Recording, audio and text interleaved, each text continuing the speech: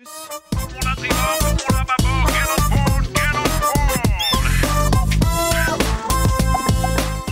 chronique gratuite. Vous m'avez énormément demandé en message de faire une chronique gratuite spéciale zéro déchet. Oui. Parce qu'en fait, c'est vrai que quand je parle des chroniques gratuites, il y a souvent des astuces écolo. Forcément, c'est un peu indissociable, quoi. Faire des économies et aussi respecter l'environnement, etc. Souvent, c'est un peu, ça va ensemble. Alors, je précise que ce n'est pas une chronique zéro déchet parce qu'en fait, j'ai juste pris les astuces zéro déchet qui permettaient de sauver de l'argent. Donc, du coup, voilà, un truc super connu en termes de zéro déchet, c'est par exemple le compost. Et en fait, ceux qui vivent en appartement n'ont pas de jardin pour faire le compost. Oui. Donc, du coup, il faut acheter un compost d'appartement, etc., etc. Ça, c'est pas une astuce ratus, quoi. Voilà. Et on va commencer par les pièces de notre maison et on va commencer par la cuisine. J'en ai déjà parlé, ça vous avait fait beaucoup rire. Pas de sopalin, évidemment. C'est quelque chose qu'on doit remplacer par une éponge, un chiffon qu'on peut créer avec une vieille thé d'oreiller. Une vieille thé d'oreiller ou... parce qu'en vrai, c'est pas grave. Bonne nuit.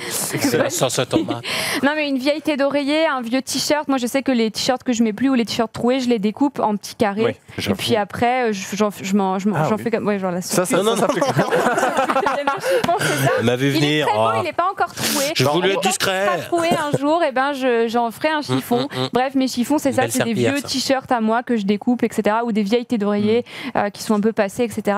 Mais il y a aussi un remplaçant pour l'éponge, parce que vous allez me dire, oui, mais une éponge, certes, ça va enlever ta tasse de café, parce qu'en fait, le problème avec le sopalin, c'est que c'est vraiment le déchet à usage unique de base, quoi. C'est vraiment l'exemple même de, oh là là, je viens de renverser mon café, je prends une feuille, je fais ça et je la jette.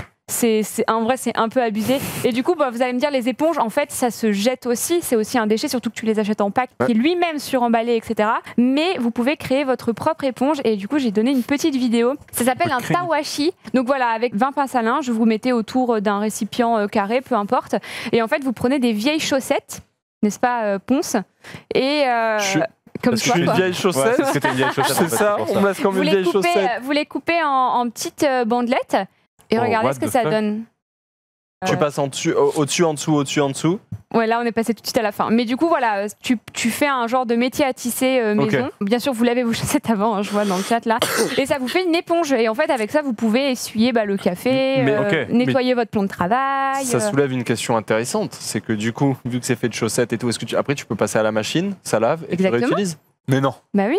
C'est une éponge réutilisable à l'infini. Voilà. Et je voudrais préciser quelque chose aussi parce qu'en fait, là, je vois dire oui, mais à la machine à laver aussi, ça consomme. Mais en fait, les astuces écolo, enfin, je veux dire, vous n'allez pas non plus vivre dans une yourte sans électricité. Non, mais d'accord. Mais c'est pas la yourte.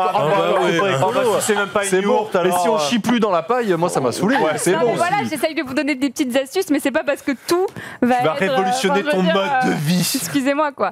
Donc voilà. Et ensuite, on va enlever ce traumatisme de l'éponge pour Fayien. On va passer à autre chose. Il y a aussi la vaisselle jetable. La vaisselle jetable, c'est à bannir. C'est vraiment, pour moi, c'est comme le sopalin. C'est vraiment un truc que je ne comprends pas. Parce qu'en fait, personnellement, on a beaucoup fait de pique-nique d'ailleurs cet été dans le parc de Saint-Germain-en-Laye, même avec Manu pour le Tour de France, etc. Moi, j'ai toujours pris mes fourchettes, mes saladiers, mes assiettes, ou alors mes tupperwares directement dans le tupperware. Mais du coup, voilà, de la vaisselle jetable, c'est un achat qui sert un peu à rien comme le sopalin, quoi. Ça coûte de l'argent pour rien de spécial parce que vous pouvez le remplacer par quelque chose que vous avez déjà, ou manger directement dans vos tubes, etc. Ensuite, vous pouvez aussi remplacer vos cabas par un tote bag, et là je pense que c'est justement Ratus 01. Les tote bags, vous en avez énormément en goodies, moi, j'utilise que ça. Mais ouais, mais moi j'en ai plein des Overwatch. J'en jette en fait pour vous dire, j'en ai trop. Mais donc voilà, les tote bags que vous pouvez remplacer à vos sacs cabas. Sachez que d'ailleurs les cabas que vous achetez à Auchan, à Monoprix ou peu importe où vous faites vos courses sont échangeables à vie gratuitement. Mais ça reste du plastique. Donc c'est une astuce Ratus d'échanger ses cabas à vie gratuitement. Moi c'est ce que je fais quand il est pété ou quand il devient trop vieux, je vais à la caisse, on m'en redonne un mais bien sûr. Ah mais je connaissais pas ça. Sérieux? Mais c'était la condition quand c'est sorti. J'ai peut-être déjà entendu. Parce qu'à l'époque, à la caisse, c'était des sacs plastiques, donc des déchets, etc. Quand ils ont instauré les sacs cabas en plastique quand on va faire nos courses, en fait, on peut les échanger gratuitement à la caisse. Je savais pas. Allô. Mais après j'ai jamais eu besoin de les d'échanger, j'avoue, mais j'en ai déjà eu en mauvais état et je me suis juste dit tiens, fais chier quoi. Ah non, vous pouvez aller aller les changer sans ticket de caisse d'ailleurs, bien évidemment. Tant que vous allez dans un magasin où c'est marqué la bonne enseigne, vous pouvez changer. Il y a énormément de gens qui ne savaient pas. Ah ouais, lourd. Ah ouais, c'est vrai. Bah voilà, vous le savez maintenant, c'est une astuce Ratus. Mais voilà, mais comme on est dans une chronique zéro déchet, idéalement, remplacez-les par tous ces tote bags que vous avez gratuitement tout le temps, partout, et gardez-les. Et si vous en avez trop, soit vous les donnez, soit vous en faites des sacs pour peser vos fruits et légumes, soit vous en faites des chiffons, enfin, peu importe quoi. Mais juste vite fait là-dessus, par exemple les États-Unis, au niveau de l'écologie, là-dessus, sur les sacs de course et tout, c'est quasiment le seul truc où là-dessus, ils sont un peu irréprochables depuis des dizaines d'années. Ils utilisent, alors, tu sais, on voit toujours porter des gros sacs en papier comme ça, alors c'est pas pratique, il n'y a pas de poignée. Mais c'est en papier. Tu vois. Bon, enfin bon, oui. Non, mais après, merci les États-Unis de faire ça. Oui, non, mais c'est pour ça que je te dis que c'est le seul truc où il y a. Est-ce que c'est un effort, est-ce que c'est machin? Mais quand même là-dessus, on peut pour une fois souligner que c'est vers ça qu'il faudrait peut-être aller, quoi. Merci beaucoup les Américains. Ça fait plaisir. Bah, en vrai, je trouve que les cabarets. En plus, tu me connais, c'est bien mon style. Mais oui. Genre, je les porte dans mon cœur. Tu les kiffes. Ouais. Et maintenant, en plus, aux caisses, ils vendent aussi des sacs en tissu. Je pense notamment à Leclerc, etc. Ils vendent beaucoup des sacs en tissu. Du coup, voilà, réutilisez-les, c'est toujours pratique. Ensuite, les sachets de fruits et légumes sont désormais légalement, ils doivent être biodégradables. Moi, je m'en suis toujours servi. Alors, soit vous avez vos sacs en tissu et du coup, vous pesez vos fruits et légumes dedans. Mais si vous voulez quand même prendre les sachets qui sont biodégradables maintenant, que vous trouvez dans vos grandes surfaces, vous en faites des sacs poubelles pour votre salle de bain. Moi, c'est ce que j'ai toujours fait. Ça ne réduit pas vraiment vos déchets, parce que c'est un déchet que vous allez dans tous les cas faire, mais ça temporise l'utilisation et on réutilise quelque chose. Je vide, hop, et je le mets dans le... J'avoue que tu sais que ça, je le fais, je l'ai toujours fait le truc, vu que dans la salle de bain, tu as une poubelle qui est plus petite. Moi, j'ai toujours réutilisé n'importe quel petit sac pour la poubelle de la salle de bain, en vrai. Ça, c'est tout le temps, moi aussi. Je les mets tous ensemble et puis je sais qu'à chaque fois je le sors et puis voilà. Ça sert toujours, ça c'est l'astuce Ratus. C'est les petits sacs en faux plastique. C'est ça. Et parfois je les laisse trop longtemps parce que je sais pas, ce mois-ci j'ai pas beaucoup utilisé ma salle de bain. Et du coup il commence à se biodégrader. C'est ça. Mais en vrai, c'est un truc qui se déchire déjà franchement très facilement par un autre truc en plastique. Donc oui, si tu le laisses dans ta poubelle au bout d'un mois, le truc il va commencer. C'est ça, exactement. Donc faut quand même les surveiller. Il est où le sac? Je comprends pas. Il n'y a plus de sac. Ils ont mangé le...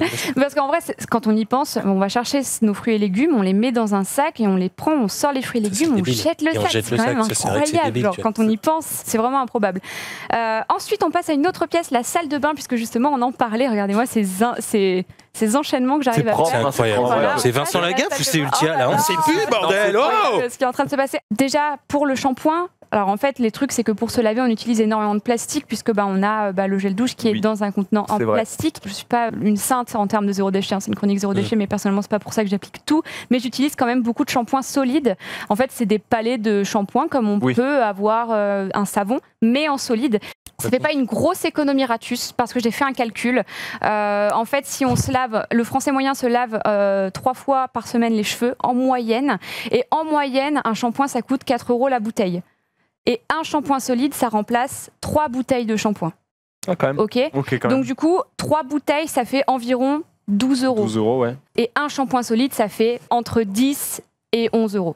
Donc c'est pas une grosse, c'est un mini Ratus, mais ça reste quand même une alternative écologique. Ouais, et du coup, ça fait quand même des déchets en moins. Et cette marque-là que moi j'utilise, c'est des produits qui sont faits main en Angleterre, donc c'est pas français comme l'Amazona, mais voilà, c'est des petits palets comme ça. Vous les faites mousser entre. En fait, ça va pas mousser comme un shampoing industriel. Oui, parce qu'en fait, d'ailleurs, quand vous lavez les cheveux avec un shampoing industriel, dites-vous que c'est pas normal que ça mousse autant.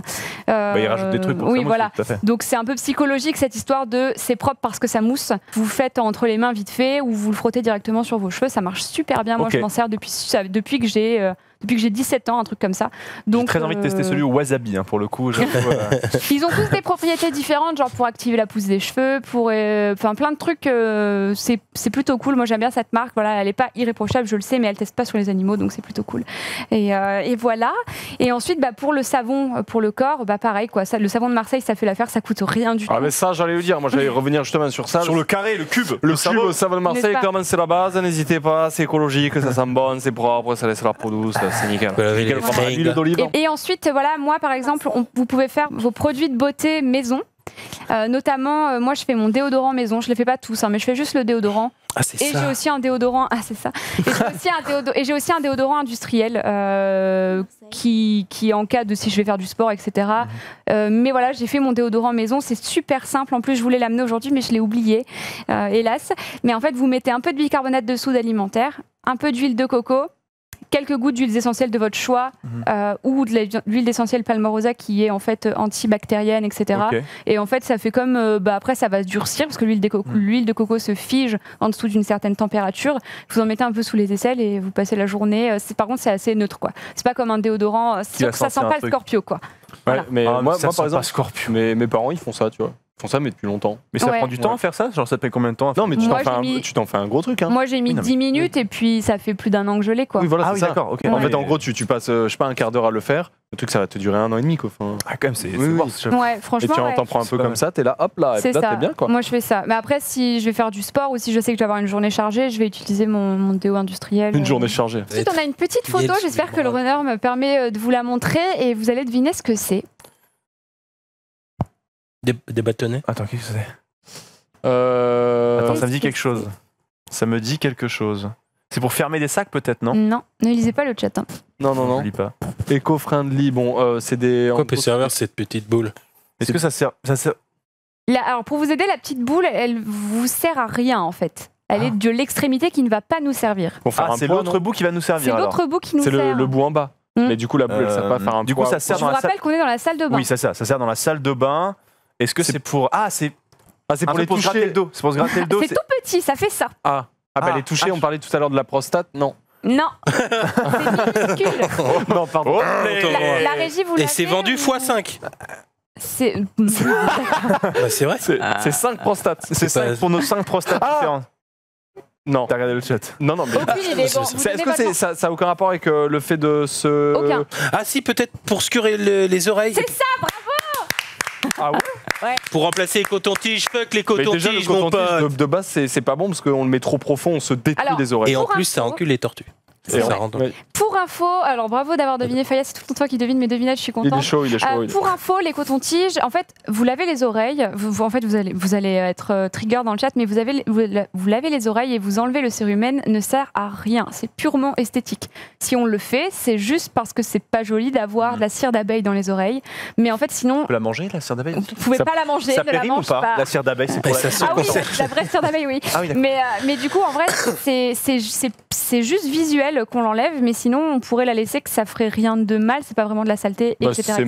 C'est même que ça protège un minimum aussi le trou. Je ne suis pas renseignée sur le cérumen et ses détails, mais c'est des bouts de poussière qui s'accumulent et du coup qui font que ça va pas plus loin. Si tu laisses trop de cérumen, pour le coup, ça fait des bouchons. Non, c'est le fait de pousser la cérumen. Oui, c'est ça. Donc du coup, c'est dangereux d'avoir. Mais c'est parce que tu pousses avec un coton-tige. Ça jamais au point de les boucher en fait. Parce qu'en fait, je pense que moi, par exemple, ça m'arrive très rarement de me mettre des cotons-tiges, mais ce que je fais, c'est que quand je prends ma douche, par exemple, et que je me mouille la tête, là, tu vois, je vais gratter, par exemple, avec mon petit doigt, parce que j'en profite d'être dans la douche, tu vois. Et du coup, ça va enlever la cérumen qui est entre guillemets superficielle, mais ça va pas aller toucher au fond du fond où, en soi, elle est là, tu vois. Ouais. Je sais pas si c'est la bonne solution, hein, mais je sais que les cotons-tiges, il y en a qui mettent trop profond, ça nique les trucs, ça pousse là. Depuis très longtemps, j'entends que c'est pas bon les cotons-tiges. Oui, ça pousse le cérumen. C'est percer le tympan avec un... Ouais, voilà, c'est ça. Il faut faire attention quand on utilise un coton-tige, mais du coup, voilà, il y a une loi qui est passée il y a pas très longtemps pour rendre les cotons-tiges d'une autre matière, donc maintenant, c'est plus en plastique, c'est souvent en carton ou des trucs comme ça, voilà. Et en fait, il faut savoir que la plus grande marque de coton-tige, qui s'appelle Q-Tips, vend plus de 22,5 milliards par an de coton-tige en France. 2,5 milliards en France? Non, c'est pas en France. 22 milliards en France, c'est énorme. Excusez-moi, c'est la stade d'après qui est en France, pardon. C'est pas en France, c'est au monde.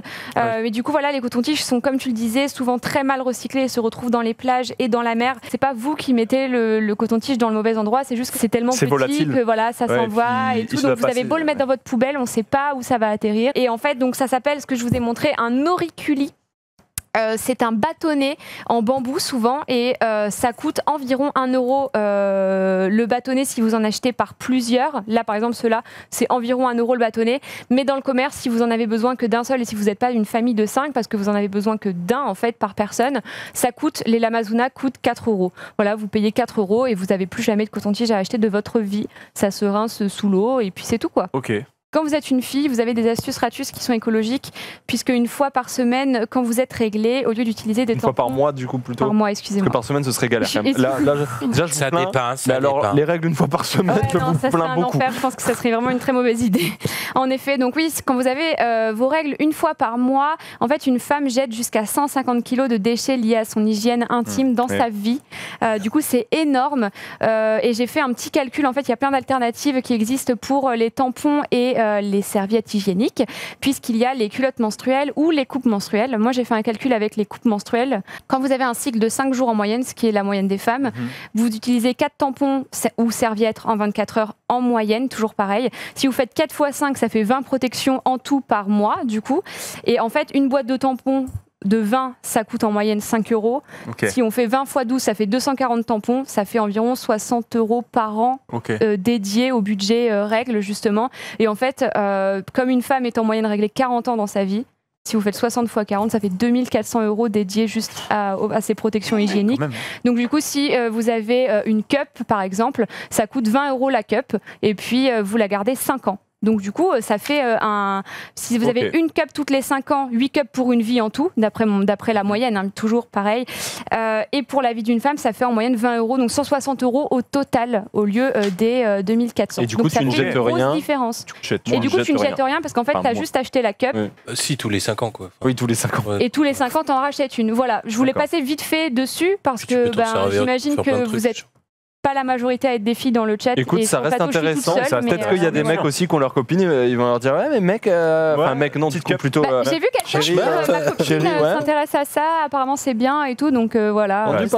Si vous êtes une fille ou quelqu'un qui a ses règles ou une personne qui vit avec quelqu'un qui a ses règles, ben voilà, pourquoi pas passer à des alternatives écologiques. Voilà. Et puis pour finir, on sort de la salle de bain et on passe cette fois aux produits ménagers. Vous pouvez faire vous-même votre lessive. Voilà, ça c'est quelque chose que je ne fais pas et je vous expliquerai pourquoi je ne le fais pas. Mais vous pouvez très bien faire vous-même votre propre lessive. J'ai envoyé une vidéo qui est à mettre en x2 s'il vous plaît.